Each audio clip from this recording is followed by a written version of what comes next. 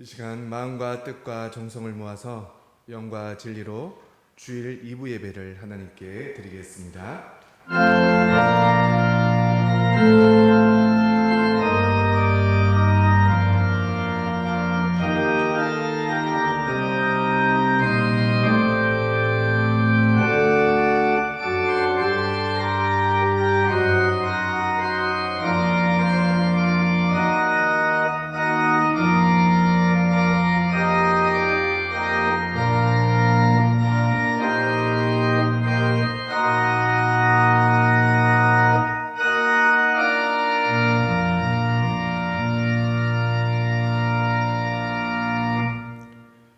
여호와께 감사하고 그의 이름을 불러 아뢰며 그가 하는 모든 일을 만민 중에 알게 할지어다.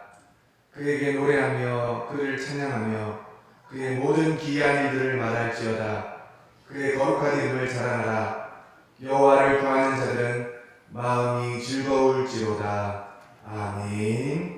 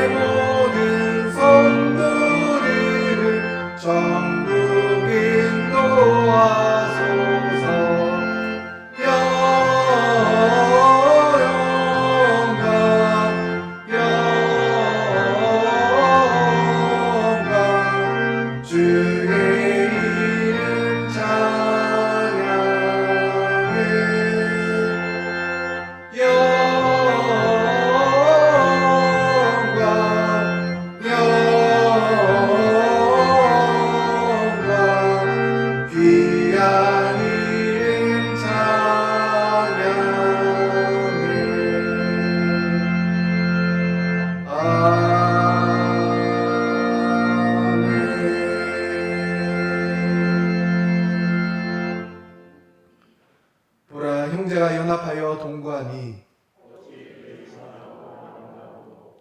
머리에 있는 보배로운 기름이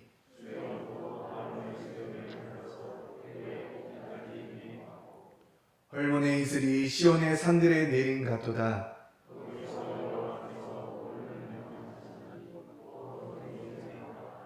아멘. 이 시간 하나님의 긍휼하심과 예수 그리스도의 십자가 은혜를 바라며 한 주간의 죄를 고백하기를 원합니다. 기도하시겠습니다.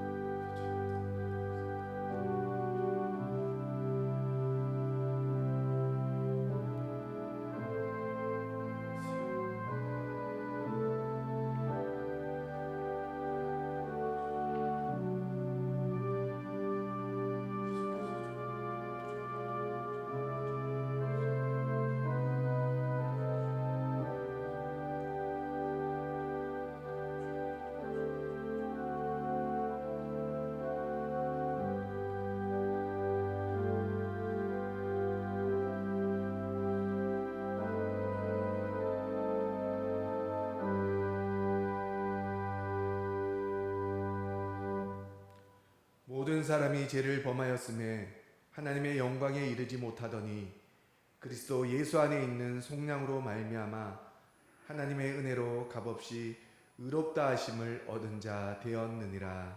아멘. 사도신경으로 우리의 신앙을 고백하겠습니다. 나는 전능하신 아버지 하나님 천지의 창조주를 믿습니다. 나는 그의 유일하신 아들 우리 주 예수 그리스도를 믿습니다.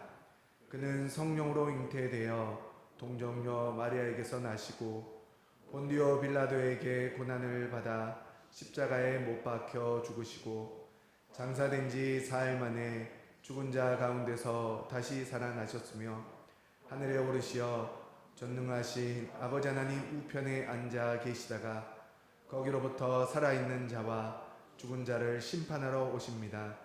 나는 성령을 믿으며 거룩한 공교회와 성도의 교제와 죄를 용서받는 것과 몸의 부활과 영생을 믿습니다. 아멘.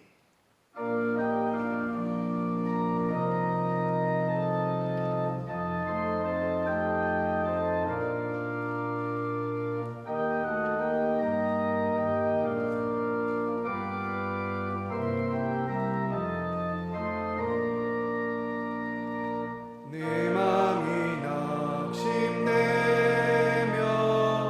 근심에 눌릴 때 주께서 내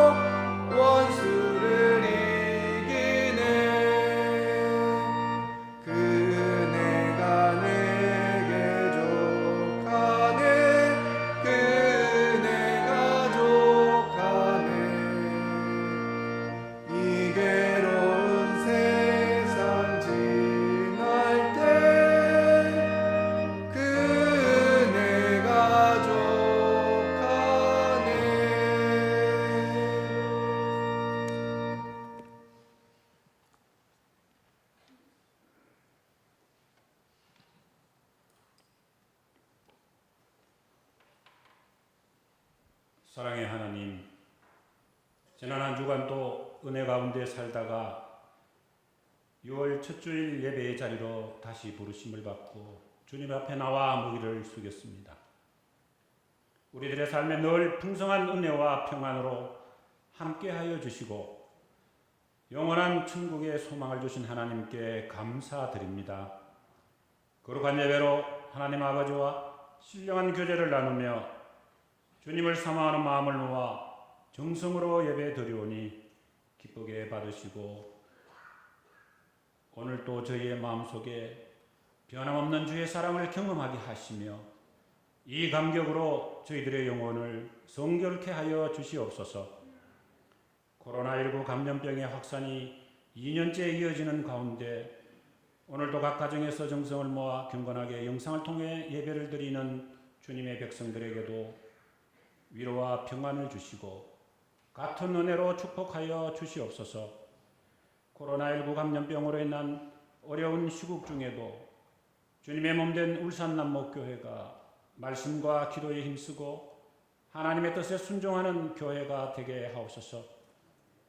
당회와 교육자들에게 지혜와 능력을 주셔서 선한 리더십으로 하나님께 영광을 돌리게 하시고 더욱 바라옵건대 모든 상황이 정상화되어 공예배가 속히 정상화되는 은혜를 허락하여 주시옵소서. 그리하여 모든 성도들이 함께 찬양하며 예배드릴 수 있도록 주여 인도하여 주시옵소서.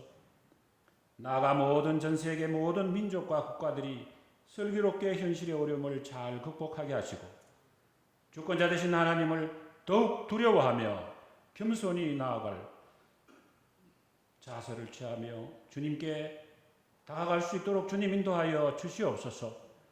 그리하여 믿음의 공동체로 하여금 세상의 빛과 소금의 역할을 잘 감당하게 하여 주시옵소서. 용서와 화해의 주님, 생명이 있는 모든 물상들이 성장을 되어가는 6월이지만 한민족 공동체인 우리 민족은 전쟁과 분단의 큰 상처를 안고 70여 년을 살아오면서 지난 역사의 아픔을 잊을 수가 없습니다. 이제 이 혼미한 전쟁의 긴 터널을 지나 새로운 시대로 나아가게 주여 도와 주시옵소서.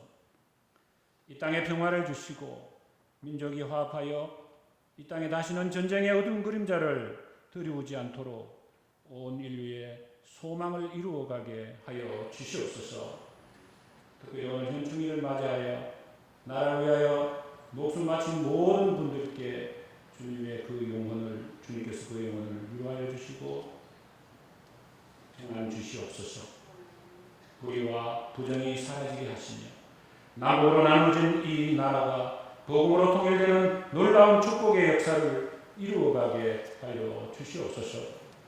이 시간 또 육신의 질구로 병마와 싸우며 기도하는 환우들에게 치유의 은총을 주시고 각 형편에 따라 흩어져 살아가는 모든 주님의 권속들의 처소에도 예의 기쁨과 은혜가 있게 하옵소서.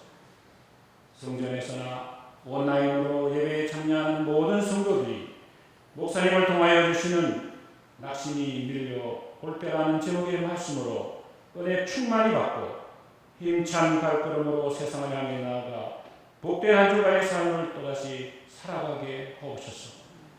모든 이에 간구하는 마음이 주님의 뜻대로 이루어지기를 간절히 소망하며 거룩하신 예수 그리스도 이름 받들어 간절히 기도드리옵나이다. 아멘.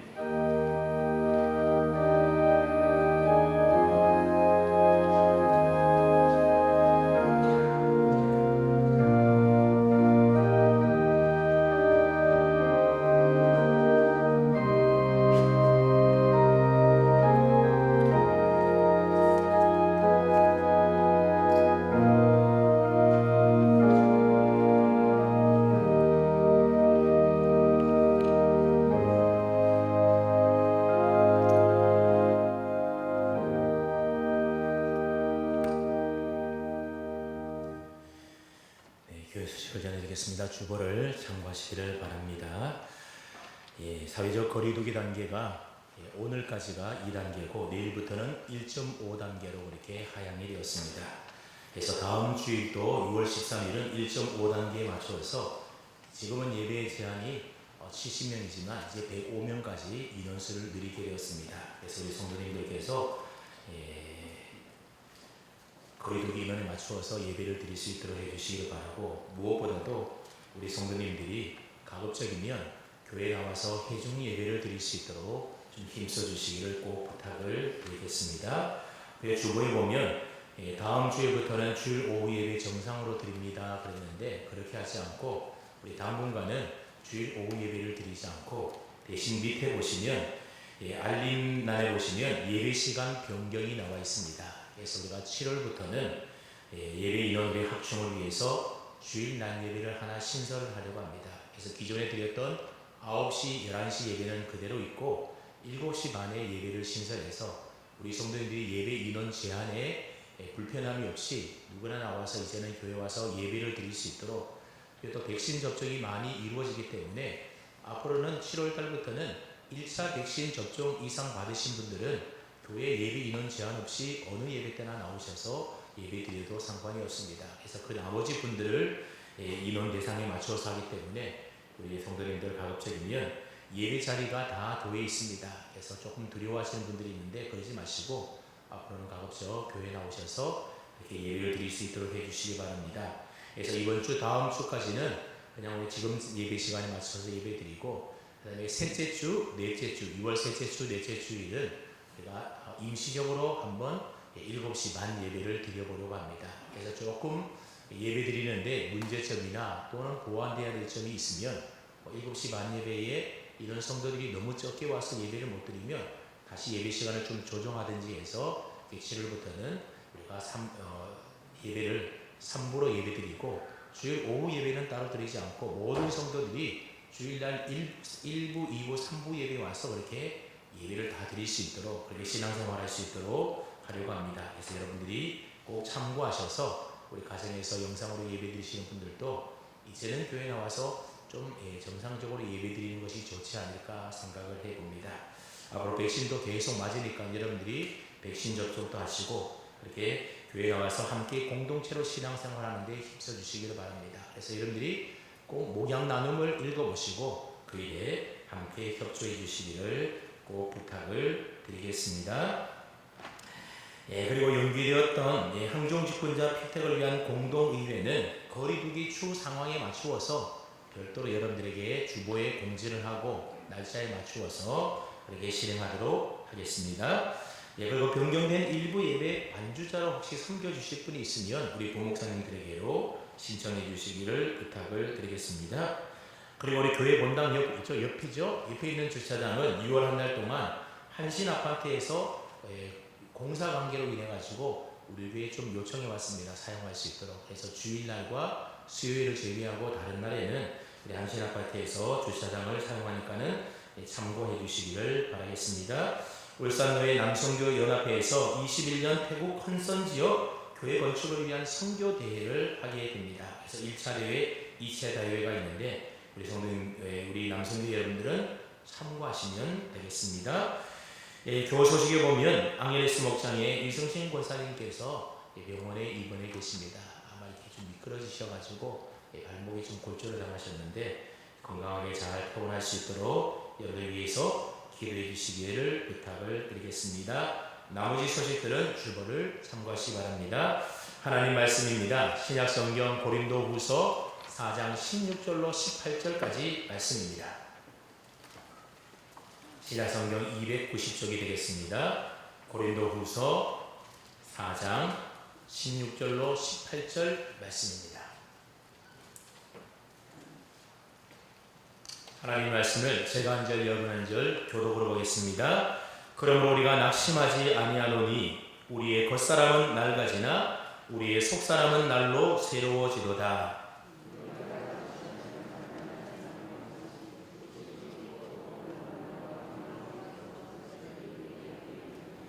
우리가 주목하는 것은 함께 봅니다. 우리가 주목하는 것은 보이는 것이 아니요 보이지 않는 것이니 보이는 것은 잠깐이요 보이지 않는 것은 영원하니라. 아멘.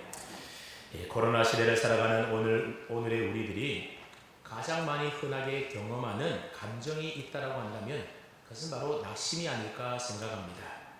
코로나 이전에도 물론 낙심하는 일들이 많이 있기는 했지만 그러나 코로나가 장기화됨으로 인해서 많은 사람들이 하루하루를 낙심 속에 살아가는 것 같습니다. 그래서 오늘은 이 낙심에 대해서 좀 이야기를 해볼까 합니다. 이 낙심이라고 하는 말은 한자로 보게 되면 떨어질 낙자에다가 마음 심자를 써서 마음이 떨어질 만큼 맥이 풀리고 아주 마음이 상한 심리 상태를 가리켜서 우리는 낙심이다 그렇게 말을 합니다. 이 낙심이라고 하는 말을 헬라어로 찾아보았더니 카코스라고 하는 단어를 사용하고 있는데 이 카코스라고 하는 단어의 뜻이 뭔가 하면 아무 가치가 없는 무가치한 해로운 그런 뜻을 가지고 있습니다. 그러니까 낙심이라고 하는 것이 뭔가 하면 용기와 희망과 자신감을 다 잃어버려서 자신을 아주 하찮고 무가치한 존재로 여기도록 만드는 마음의 감정이 바로 낙심이라는 겁니다. 그래서 우리가 낙심에 빠지게 되면 삶의 모든 의욕들을 다 상실해 버리게 되는 겁니다. 그래서 모든 것을 포기하게 만들어 버려서 우리의 인생을 황폐하게 만들어 버리는 감정이 바로 낙심입니다. 그렇기 때문에 이 낙심이라고 하는 감정은 참으로 우리에게 위험한 감정이 아닐 수가 없습니다. 경험해 보신 분들은 아시겠지만 사람이 낙심에 빠지게 되면 거기서 헤어나오는 것이 참 무척이나 어렵고 힘들다는 것을 알 수가 있을 겁니다. 그래서 웬만한 노력과 결심을 하지 않는다라고 한다면 빠져나올 수 없는 것이 바로 낙심입니다. 설사 빠져나온다 하더라도 많은 시간이 걸린다라는 겁니다. 그래서 사탄이 사람을 괴롭힐 때에 이 낙심이라고 하는 무기를 가장 즐겨 사용한다 그런 이야기가 있습니다. 그러다 보니 우리 인생 가운데는 낙심할 일들이 참으로 많이 찾아오는 것 같습니다. 특히 요즘 같은 코로나 블루를 넘어서 이제는 코로나 매드라고 불리는 그런 지금의 상황 가운데서는 희망적이고 감사하고 기쁨에 겨운 일들보다는 한숨이 나오고 걱정이 앞서고 낙심이 되는 일들이 훨씬 더 많은 것이 사실이지 않습니까? 그래서 큰 사고 없이 그냥 하루만 지나가더라도 참 다행이다 그런 생각이 들 때가 많이 있습니다. 근데 사실 알고 보면 우리가 지금 낙심하며 하루하루 힘들게 사는 것이 꼭 코로나 때문이 아니라 우리 인생 여정 자체가 어떻게 보면 낙심으로 가득 찬 인생이기 때문에 그런 것이 아닌가 생각을 해봅니다. 특별히 우리 예수 믿는 믿음의 사람들은 여러분 예수 믿는 삶이라고 하는 것은 예수님을 따라가는 넓은 길이 아니라 좁은 길을 살아가는 것 아닙니까? 그리고 자기를 부인하며 십자가를 따르는 삶이 바로 예수님을 믿고 예수님을 따르는 우리 성도들의 삶이기 때문에 우리 성도들은 필연적으로 낙심이라고 하는 이 감정과 마주대할 수밖에 없다는 겁니다. 그래서 위대한 선지자 엘리야조차도 낙심과 우울과 탈진을 경험하지 않습니까? 그래서 엘리야 선지자는 단지 선지자 사역을 이제 그만둬야 되겠다 그 정도의 낙심이 아니라 여호와여 넉넉하오니 지금 내 생명을 거두시옵소서 그렇게 말할 정도로 크게 낙심하는 것을 보게 됩니다. 이처럼 믿음의 사람들조차도 한번 낙심에 빠지게 되면 참으로 무력해진다는 사실을 알 수가 있습니다. 그렇기 때문에 낙심이 될 만한 상황 가운데서도 낙심에 빠지지 않는 것이 최선의 방법이라고 하는 겁니다. 그렇다면 우리의 삶에 낙심이 밀려올 때에 우리는 어떻게 낙심에 빠지지 않고 믿음으로 이 낙심을 이겨낼 수가 있겠습니까? 그 해답, 그 비결을 사도 바울이 고린도 교회에 쓴 서신인 우리가 고린도 후서의 말씀을 통해서 오늘 좀 함께 살펴보려고 합니다. 오늘 본문인 고린도 후서 4장은 바로 이 낙심에 관한 말씀이 집중적으로 기록되어 있는 것을 볼 수가 있습니다. 그도 그럴 것이 고린도 후서 4장에는 낙심하지 아니한다 라고 하는 이 표현의 말이 처음 시작과 그리고 중간에 그리고 마지막에 3번이나 등장하는 것을 볼 수가 있습니다. 먼저 1절 끝에 보게 되면 낙심하지 아니하고 그랬고 그리고 중간인 8절 끝에도 보면 낙심하지 아니하며 그랬고 그리고 끝단락인 16절에도 보면 우리가 낙심하지 아니하노니 그렇게 4장이 마무리하고 있다는 겁니다. 낙심하지 아니한다는 말로 시작해서 낙심할 수 없다로 마무리되는 낙심에 대하여 다루고 있는 성경이 바로 고린도 후서 4장이라는 겁니다. 그런데 바울의 낙심하지 아니한다라고 하는 이 고백을 우리가 정말로 제대로 잘 이해하려면 고린도 후서 4장만 찾아와서는 안 되고 이 4장을 넘어서 당시 사도 바울이 처해 있었던 고린도 후서 전체의 맥락에서 우리가 이 낙심을 좀 이해할 필요가 있다는 겁니다. 그래서 오늘은 어쩌면 고린도후서 전체를 개괄적으로 살펴보는 시간이 될지도 모르겠습니다. 그러니까 여러분들이 좀 앞에 자막이 계속해서 나올 텐데 정신을 잘 집중하셔서 여러분들이 자막을 보시면서 제 설교를 좀 잘 따라와 줬으면 좋겠습니다. 여러분, 우리가 아는 대로 고린도 교회는 사도 바울이 그의 2차 전도 여행 때 개척해서 세운 교회가 고린도 교회이지 않습니까?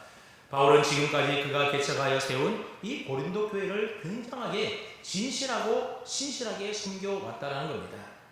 무엇보다도 예수 그리스도의 복음과 진리의 말씀으로 그들을 가르쳤고 복음의 사역자로 최선을 다하여 정직하게 고린도 교회를 섬겨왔습니다. 근데 바울이 이 고린도 후서를 쓰고 있는 그 당시의 상황을 우리가 가만히 살펴보게 되면 사도 바울은 그런 고린도 교회로부터 외면을 당하고 배척을 당하고 있었던 상황이었다라고 하는 겁니다.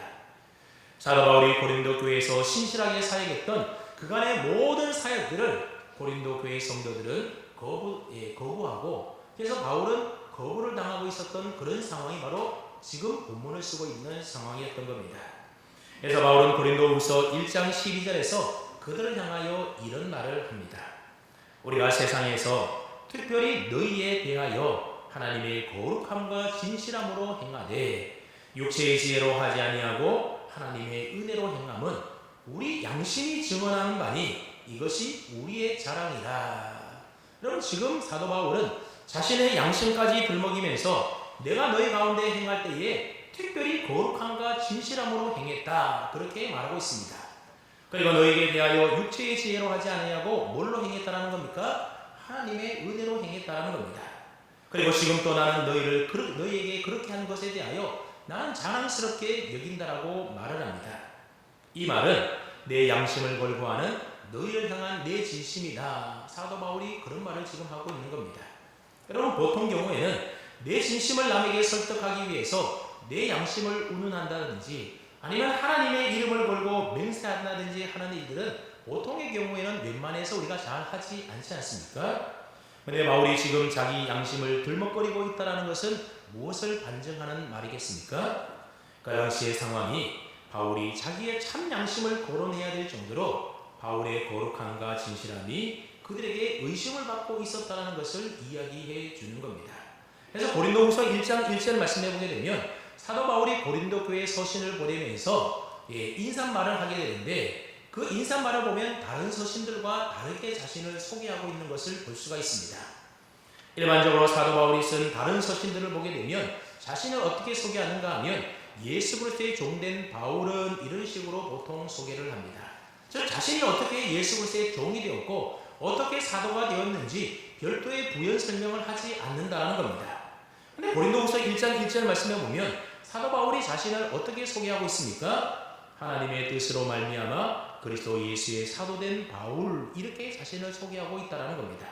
여기 보면 바울은 자신을 가리켜서 그저 예수 그리스도의 종으로 소개하고 있는 것이 아니라 구체적으로 자신이 예수 그리스도의 사도다, 그렇게 밝히고 있다는 겁니다. 그뿐 아니라 자신이 예수의 사도가 된 이유도 분명히 밝히는데 그 이유를 뭐라고 밝히고 있습니까? 하나님의 뜻으로 말미암아. 바울은 자신이 예수님의 제자는 아니기는 하지만 누구의 뜻에 따라서 예수의 사도가 되었다라는 겁니까? 사람의 뜻, 바울 자신의 뜻이 아니라 하나님의 뜻으로 말미암아 사도가 되었다라고 이처럼 고린도후서 첫 인사말에서부터 자신의 사도권을 변호하면서 고린도후서를 쓰고 있다는 겁니다. 왜 그렇겠습니까? 첫 인사 시작 말부터 자신의 사도권을 변호해야 될 만큼 바울의 사도권이 그 당시 고린도 교회 성도들에게 의심을 받고 있었고 때로는 공격을 받고 있었기 때문이었다는 겁니다. 그런데 보십시오. 바울은 지금 그의 사도권이 공격을 당하고 자신의 진심이 거부되고 자신의 거룩함이 오해받는 그런 처지에 놓여 있었다는 겁니다. 이런 내용들이 고린도후서 전체에 고스란히 다 담겨져 있습니다. 그래서 어떤 면에서 본다면 고린도후서는 고린도 교회들을 향한 사도 바울의 자기 변호서다, 그렇게 불릴 정도로 사도 바울이 고린도 교회로부터 거절당하고 오해받았던 그 내용들에 대하여 사도 바울이 변호하는 내용들로 설명으로 가득 차 있는 성경이 바로 고린도후서라는 겁니다. 그래서 고린도후서 2장 17절에 보게 되면 사도 바울이 또 이런 말을 그들에게 합니다. 우리는 수많은 사람들처럼 하나님의 말씀을 혼잡하게 하지 아니하고 곧 순전함으로 하나님께 받은 것 같이 하나님 앞에서와 그리스도 안에서 말하노라 그렇게 이야기를 합니다. 근데 이와 비슷한 말이 고린도후서 4장 2절에 또 나오게 되는데 이에 숨은 부끄러움을 버리고 속임으로 행하지 아니하며 하나님의 말씀을 혼잡하게 하지 아니하고 오직 진리를 나타냈다 이야기를 합니다. 여기 보면 사도 바울은 고린도 교회 성도들에게 말씀을 전할 때에 하나님의 말씀을 혼잡하게 하지 않았다 그렇게 주장을 하고 있습니다. 7장 2절을 보면 사도 바울이 그들에게 이렇게 이야기를 합니다. 우리는 아무에게도 불의를 행하지 아니하고 아무에게도 해롭게 하지 아니하고 아무에게도 속여 빼앗은 일이 없노라. 그럼 이 구절들이 무엇을 말하는가 하면 사도 바울이 다른 사람들처럼 하나님의 말씀을 혼잡하게 그들에게 전하지 않았다는 겁니다. 즉 말씀을 전할 때에 하나님께 받은 말씀만 가지고 순전하게 그들에게 하나님의 말씀만 가르쳤다는 겁니다. 다른 사람들처럼 고린도 교회 성도들에게 인정을 받기 위하여 고린도 성도들의 그런 칭찬을 받기 위해서 사람들의 인기를 끌기 위해서 내가 받은 하나님의 말씀에 너희에게 좋아할 만한 그런 다른 어떤 것을 가미하고 첨가시켜서 변질되게 하나님의 말씀을 전하지 않고 순전하게 전했다라고 하는 겁니다.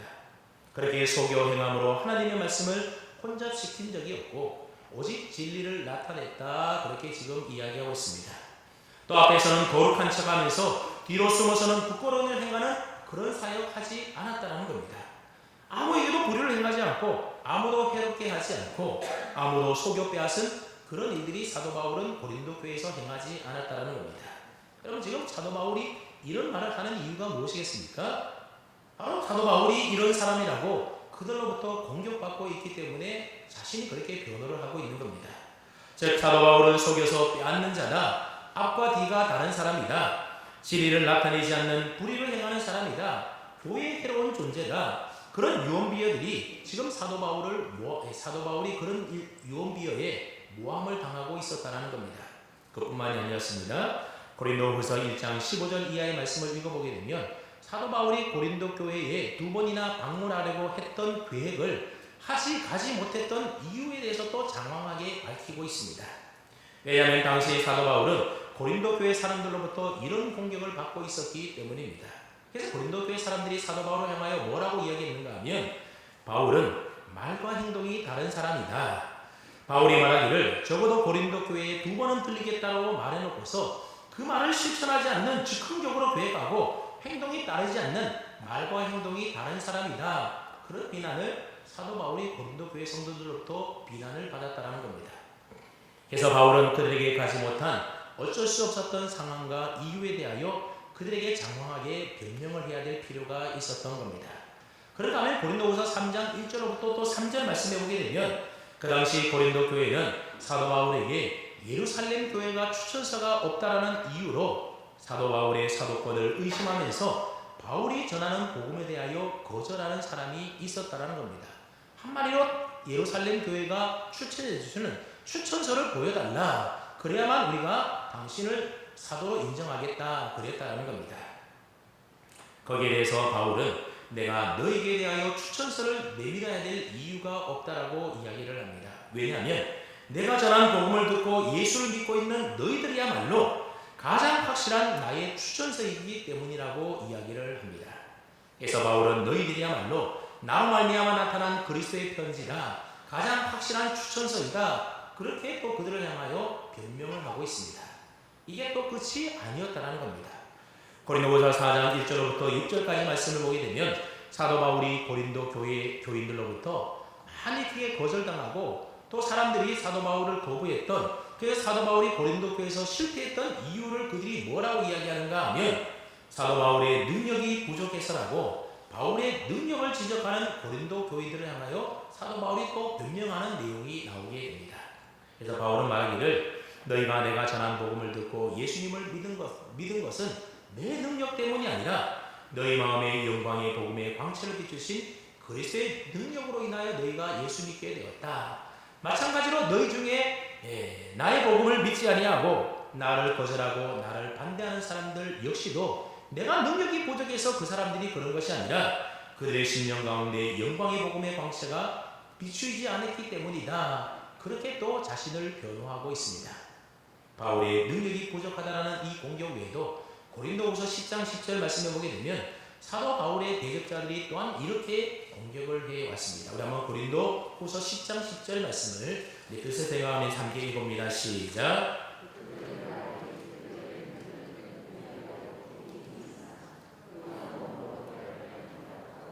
그 말도 시원하지 않다 하니. 사도 바울을 향하여 뭐라고 이야기하는가 하면 바울은 글로 쓴 편지는 참 그 글이 힘이 있고 무게가 있는데 우리를 대면하여 직접 설교를 들어보게 되면 말이 시원치 않다, 설교가 약하다, 그런 식으로 바울을 공격했다는 겁니다. 여러분, 설교자에게 있어서 설교가 영 시원치 않다는 말보다 자존심 상하는 말이 어디 있겠습니까?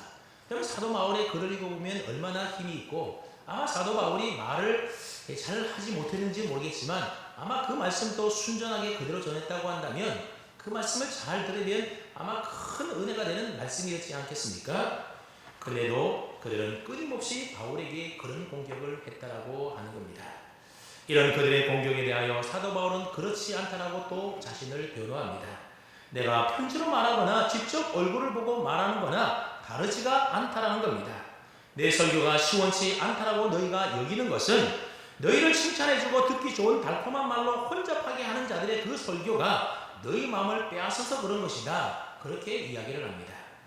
그들이 하나님이 주신 분수를 넘어서서 사람들의 인기를 얻기 위하여 너희가 좋아하는, 너희 귀에 듣기 좋은 온갖 가문이설을 첨가하고 덧붙여서 그렇게 설교를 혼잡하게 해서 너희가 거기에 마음 빼앗겨서 그렇다라는 겁니다.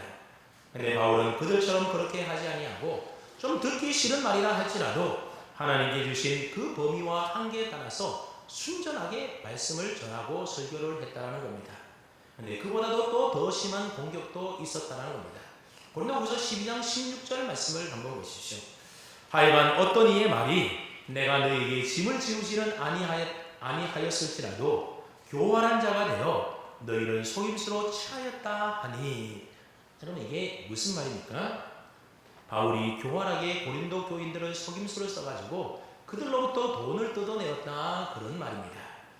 고린도후서 8장과 9장을 읽어보게 되면 사도 바울은 흉년으로 인하여 어렵고 힘들어 있는 그런 처지에 놓여 있었던 예루살렘 교회를 돕기 위해서 고린도 교회를 향하여 너희가 예루살렘 교회를 위하여 좀 연보해라, 그런 권면을 하게 됩니다. 그리고 그 일을 위하여 기도와 한 형제들을 그들에게 파송하여 보내게 됩니다. 그러자 사랑 고린도 교회 성도들은 그것을 빌미로 삼아서 바울이 교활하게 속여서 우리로부터 돈을 뜯어내려고 하고 있다, 그런 소문을 퍼뜨렸다라고 하는 겁니다.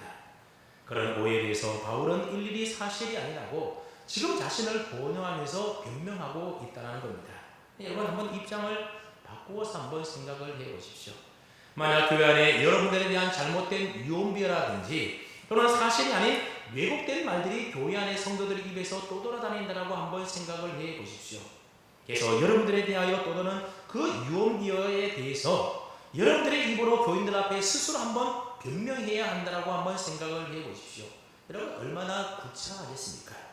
아무리 자신의 잘못한 일이었고 자신이 옳다고 그리고 그 하는 말들이 다 거짓된 말이라 하더라도 여러분, 성도들 앞에서 자기 변명을 하게 되면 굉장히 궁색해지지 않겠습니까? 아니, 구차함과 궁색함을 넘어서 너무나 속이 상하고 그일 때문에 고통스럽고 아마 힘이 들었을 겁니다. 차라리 떠들고 있는 말들이 다 사실이라고 한다면 죄송합니다, 다시는 그렇게 하지 않겠습니다, 꼭 시정하겠습니다, 여러분, 그렇게 인정하면 끝이 나지 않겠습니까? 근데 떠도는 그 모든 말들이 나를 대적하기 위해서 나를 싫어하는 누군가가 꾸며낸 사실이 아닌 유언비어라고 한다면, 그래서 구차한 변명이라도 해야 할 상황에 놓여 있다고 한다면 여러분, 그런 상황이라는 것은 차라리 죽는 것보다도 더 싫은 상황이지 않겠습니까? 그래서 지금 바울의 상황이 바로 그런 처지였다고 하는 겁니다. 고린도 교회 사람들은 그런 바울의 처지를 조금도 고려하지 않고 오히려 사실이 아닌 거짓되고 왜곡된 말들을 그들은 그대로 고시고대로 믿었다라고 하는 겁니다. 그럼 고린도후서 11장 4절 말씀을 또 보십시오. 만일 누가 가서 우리가 전파하지 아니한 다른 예수를 전파하거나 혹은 너희가 받지 아니한 다른 영을 받게 하거나 혹은 너희가 받지 아니한 다른 복음을 받게 할 때에는 너희가 못했다라는 겁니까? 잘 용납하는구나, 잘 용납했다라는 겁니다. 다른 예수의 복음을 전하고 다른 거짓된 영어로 말하는 것은 그들이 다 잘 수용했다라는 겁니다.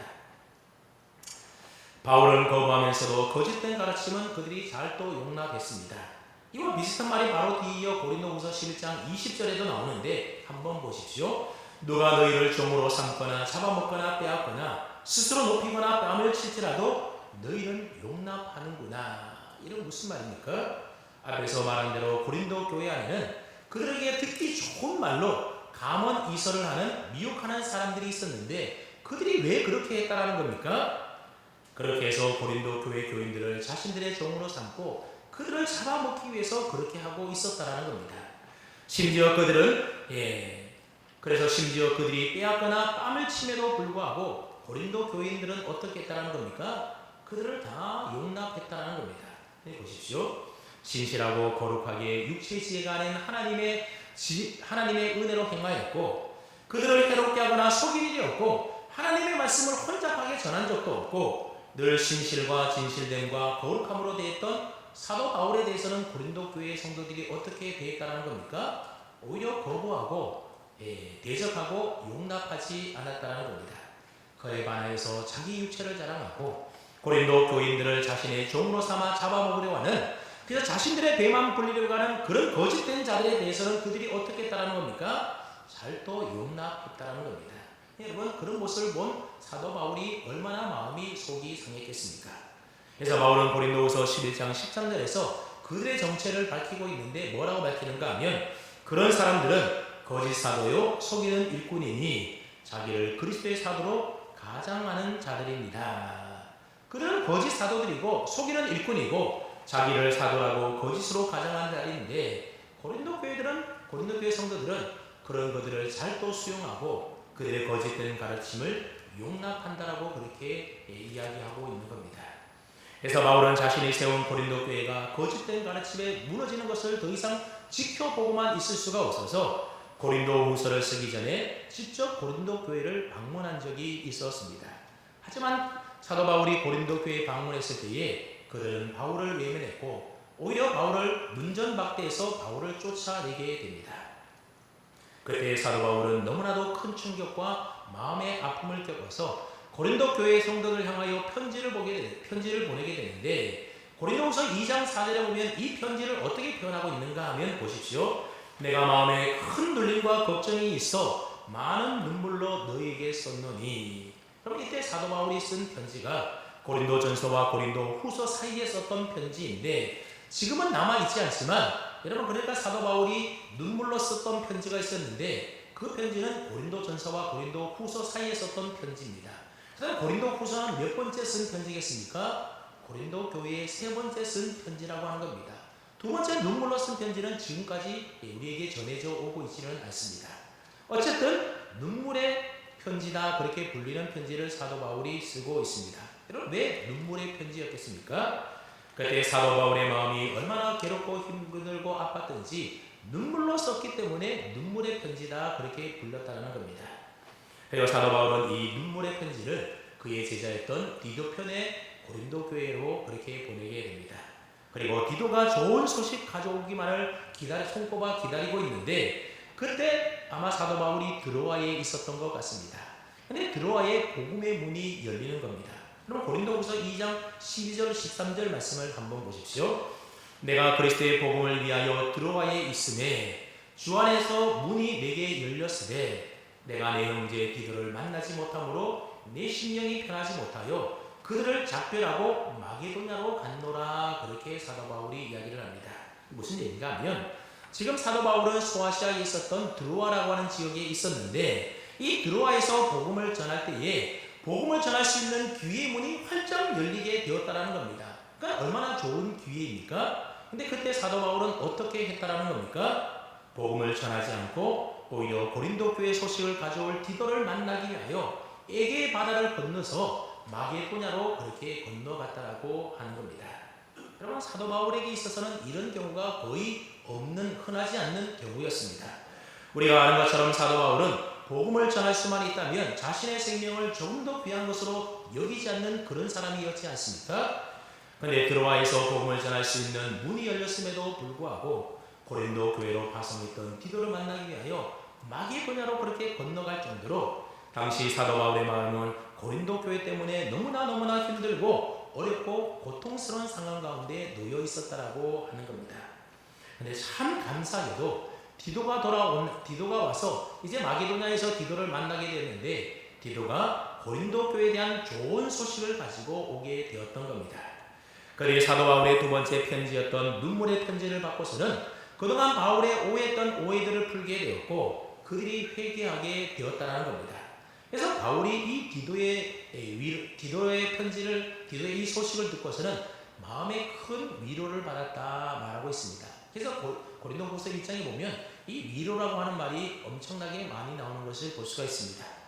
그럼에도 불구하고 바울이 계속해서 자신을 변명해야 될 만큼 그럼에도 불구하고 여전히 고린도 교회 안에는 바울을 믿지 못하는 적대자들이 있었고 이 거짓된 가르침을 쫓는 자들이 여전히 남아 있었다고 하는 겁니다. 그래서 사도 바울은 고린도 후서를 끝맺는 마지막 인사말을 하면서 그들을 향하여 아주 교정된 어조로 이렇게 경고하고 있습니다. 고린도서 13장 2절 말씀을 보십시오. 내가 이미 말하였거니와 지금 떠나 있으나 두 번째 대면하실 때와 같이 전에 지은 자들과 그 남은 모든 사람에게 미리 말하노니 내가 다시 고린도 교회에 가게 되면 그때 뭐 하겠다라는 겁니까? 용서하지 아니하리라. 사도 바울이 용서하지 않겠다라는 겁니다. 바울은 눈물의 편지를 받고서도 회개하지 않고 여전히 바울을 모함하고 바울이 전했던 복음을 거절하고 오히려 거짓된 복음을 믿으며 하나님 나라를 망치고 해치는 그 무리들을 향하여 내가 너희에 가면 너희를 절대로 가만히 두지 않고 용서하지 않겠다. 아주 교양된 어조로 그들에게 경고를 내리고 있는 겁니다. 그러니 그때까지만 하더라도 이 고린도 교회는 사도 바울에게 있어서는 어쩌면 마음에 아픈 가시와도 같은 큰 고통을 주는 교회였었다라고 하는 겁니다. 여러분, 만약 여러분 같으면 이 사도 바울과 같은 이런 상황 가운데 놓여 있다라고 한다면 여러분 낙심이 되겠습니까? 낙심이 안 되겠습니까? 당연히 낙심이 될 겁니다. 이런 상황에서 낙심이 안 되는 게 오히려 이상한 일일 겁니다. 그래서 사도 바울은 뭐라고 말합니까? 우리가 낙심하지 아니하노니 낙심하지 않는다라는 겁니다. 그다음에 여러분, 바울이 낙심하지 않는 이유가 도대체 무엇이겠습니까? 지금까지 제가 쭉 이야기했던 그 모든 상황들을 우리가 한번 생각해 본다라고 한다면 낙심하지 않는 것이 이상하리만큼 절망적인 상황임에도 불구하고 그런데 바울은 왜 나는 낙심하지 않는다 그렇게 이야기하는 것이겠습니까? 오늘 우리는 바울이 낙심하지 않는 그 이유에 대해서 우리가 좀 배울 필요가 있습니다. 그 첫 번째 이유가 고린도후서 4장 7절에 나와 있는데 우리 한번 고린도후서 4장 7절 8절 말씀을 함께 읽어보겠습니다. 시작.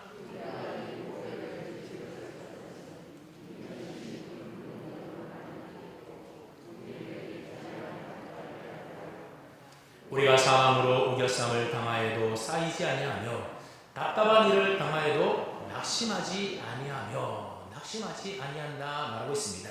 지금 상황으로 본다면 그 상황이 어떻다라는 겁니까? 마치 사망으로 우겨쌈을 당하는 것 같이 심히 답답하고 어려운 상황이라고 하는 겁니다. 낙심할 수밖에 없는 상황이라는 겁니다. 심지어 고린도후서 1장 8절로 9절 말씀에 보면 사도 바울이 아시아에서 힘에 겨운 환난을 받아서 살 소망까지 끊어져서 마치 사형 선고를 받은 것 같았다 그런 이야기를 하고 있습니다. 그래도 바울은 낙심하지 않는다라고 하는 겁니다. 여러분 왜 낙심하지 않는다라고 이야기하는 것이겠습니까?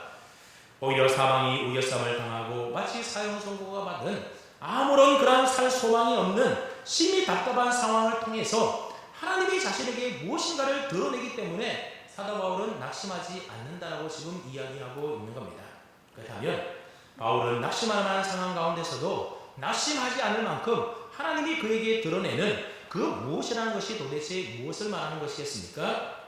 낙심이 될 만한 그 일을 통해서 심히 큰 능력이 공격을 당하고 있는 사도 바울에게 있는 것이 아니라 하나님에게 있다는 사실을 하나님이 드러내신다라고 하는 겁니다.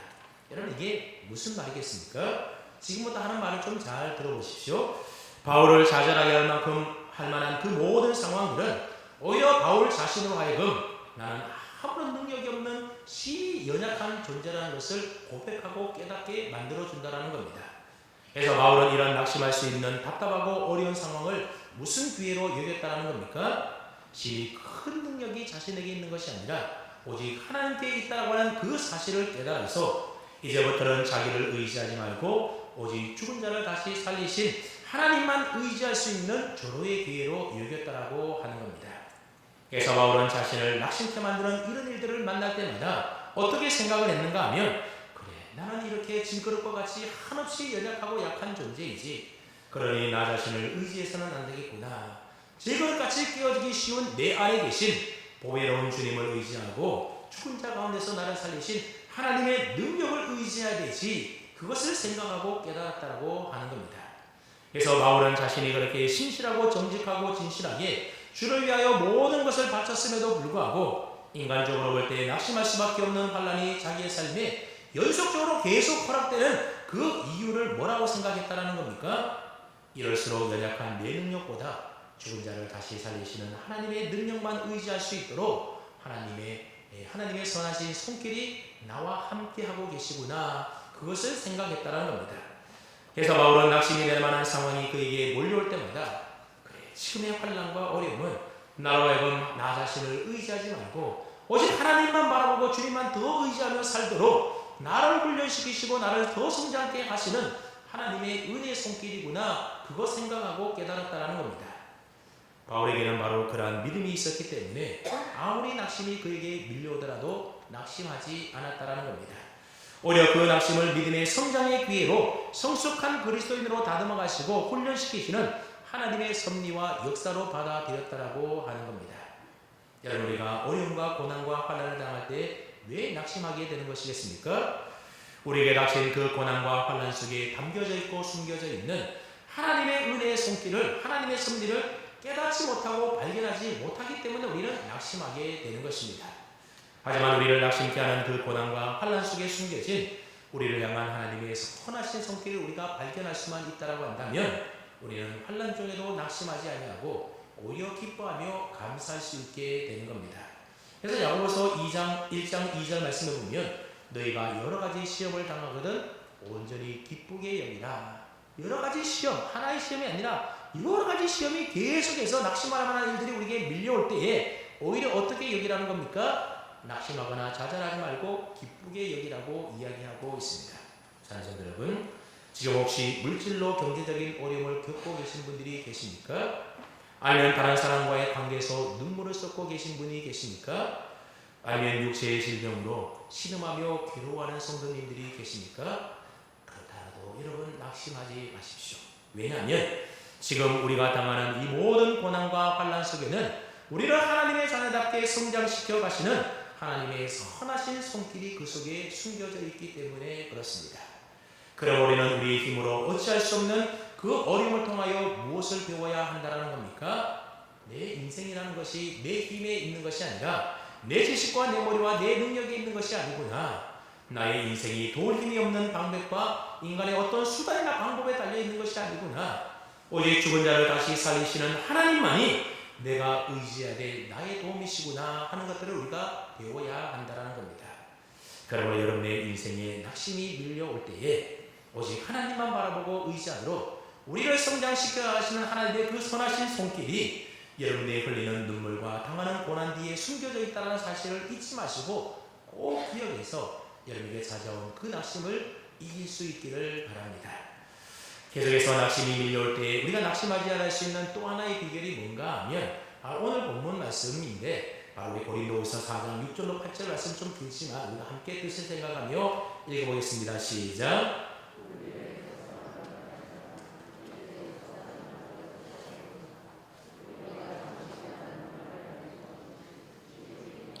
영원한 영광에 중한 것을 우리에게 이루게 하느니 우리가 주목하는 것은 보이는 것이 아니요 보이지 않는 것이니 보이는 것은 잠깐이요 보이지 않는 것은 영원합니다. 아멘. 여러분, 이 말씀에 보면 16절, 17절, 18절 각 절마다 서로 대비를 이루는 말이 나오는 것을 볼 수가 있습니다. 그래서 16절에 보면 겉사람과 속사람이 대비를 이룹니다. 그리고 17절에는 잠시 받는 환난에 경한 것, 가벼운 것과 영원한 영광의 중한 것, 무거운 것이 서로 대비를 이루고 있습니다. 그 18절에 보면 눈에 보이는 것과 눈에 보이지 않는 것, 잠깐과 영원히 서로 대비를 이루고 있습니다. 여러분, 이 대비되는 둘 중에 하나는 우리를 낙심케 만드는 것들이고, 다른 하나는 우리를 낙심치 않게 하는 낙심을 이기게 만드는 것이라고 하는 겁니다. 여러분, 우리 믿음의 사람들이 왜 낙심하겠습니까? 성령님을 통하여, 때로는 인생의 고난을 통해서 날마다 새로워지는 이 속사람의 강건함을 우리가 보지 못하고, 날마다 점점 늙어가고 아프고 병들어가는 우리의 겉사람을 바라보기 때문에 우리는 낙심하게 된다는 겁니다. 장차 우리 주님이 계신 저 하나님 나라 천국에서 영원히 누리게 될 영광의 중요한 것은 생각하지도 않고 바라보지도 않고, 그저 지금 내가 잠시 이 땅에서 당하는 인생의 어려움과 고난만 바라보며 살기 때문에 우리는 그 고난을 당할 때에 낙심하게 된다는 겁니다.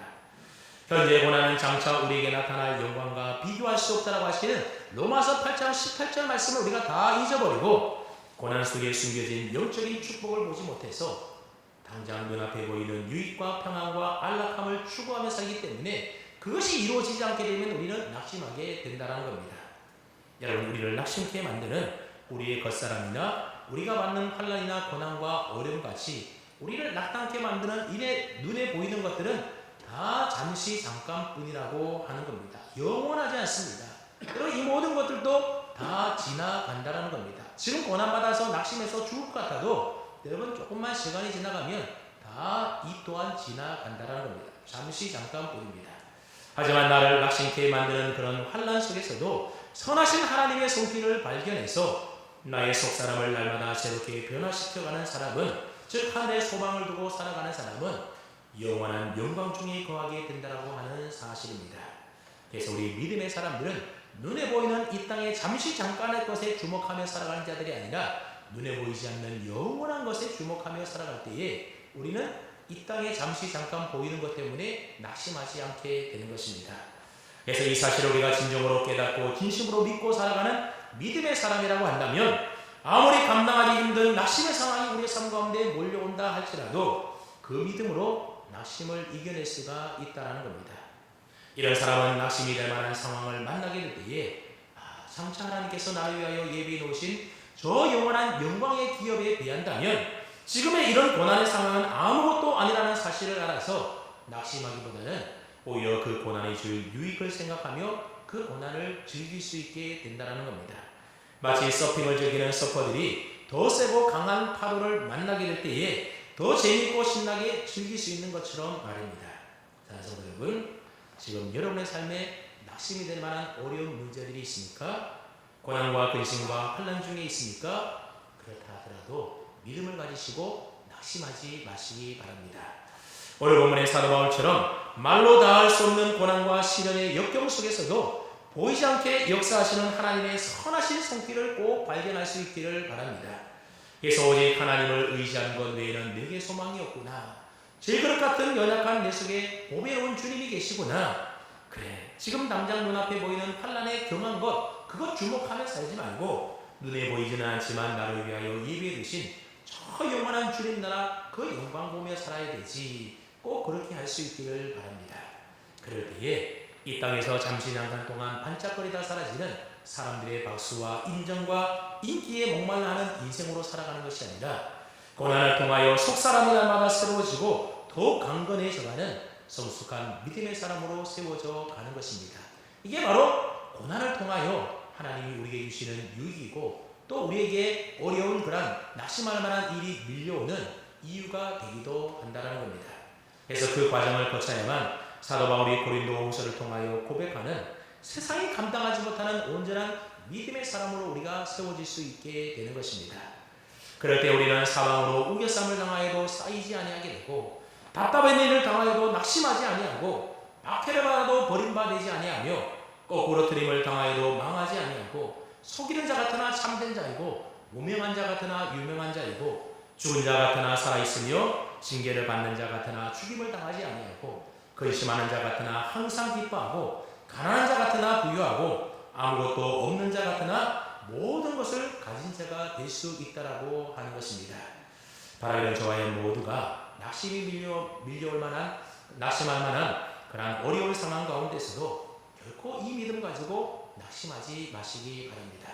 오히려 그런 상황들을 영적으로 더 그런 상황들을 영적으로 더 다듬어지고 속사람이 날로 새로워진 그러한 기회로 우리 모두가 삼아서 오직 하나님만 바라보고 하나님만 의지하며 살아가는 그래서 세상이 감당하지 못하는 성숙한 그리스도인들 다 되어서 장차 우리 주님 앞에 우리 모두가 서게 될 그날에 우리 주님부터 큰 칭찬과 상급을 받아서 영원한 영광을 누릴 수 있는 저와 여러분 다 될 수 있기를 주님의 이름으로 축원합니다. 아멘. 하나님 아버지 감사합니다. 오늘도 우리에게 생명의 빛이 되시는 진리의 말씀을 허락해 주셔서 감사를 드립니다. 우리가 인생을 살아가다 보면 여러 가지 낙심하는 일들을 만날 때가 참으로 많이 있습니다. 고단한 삶의 어려움과 고난과 환난을 만날 때에 우리로 하여금 낙심치 말게 하여 주시고 사울과 바울과 같은 믿음으로 낙심을 이길 수 있는 자들이 다 되게 하여 주시옵소서. 낙심이 될 만한 상황 속에서도 우리를 향한 아버지 하나님의 선하신 손길을 우리가 발견하게 하여 주시고 고난당할 때에 그 고난을 통해서 나의 연약함을 깨닫게 하셔서 오직 주님만 바라보고 주님만 의지하며 살아갈 수 있는 믿음의 사람들로 세워지게 하여 주시옵소서. 눈에 보이는 우리 인생이 영원하지 않다는 사실을 깨달아서 눈에 보이지 않는 영혼을 추구하며 살게 하시되 세월이 갈수록 낡아지고 늙고 아프고 병들어가는 우리 겉사람 바라보며 살지 않게 하여 주시고 날마다 우리의 속사람이 주님의 은혜 안에 새로워져서 우리 주님 앞에 서는 날 영원한 영광 중에 거할 수 있는 은혜의 날을 바라보며 지금 찾아온 낙심을 믿음으로 이기며 승리할 수 있는 거룩한 하나님의 백성들로 살아가게 하여 주시옵소서. 오늘도 귀한 예물 봉헌하여 올려드리오니 이 예물 기뻐 받아 주옵시고 예물이 사용되는 곳마다 하나님의 영광 나타나게 하시며 예물 드린 성도들 축복하셔서 이스라엘과 은혜가 있게 하여 주시고 우리 성도님들 하나님 앞에 예물을 드릴 수 있도록 우리 성도님들의 사업과 직장과 일터에 위해 은혜와 복으로 채워 주시옵소서. 감사드리며 존귀하신 우리 주님 예수 그리스도의 이름으로 기도하옵나이다. 아멘. 다 함께 자리에서 일어나셔서 성도 간에 서로 교제하며 일상합니다. 사랑합니다. 축복합니다. 한 주간 동안 믿음으로 승리하며 살아갑시다.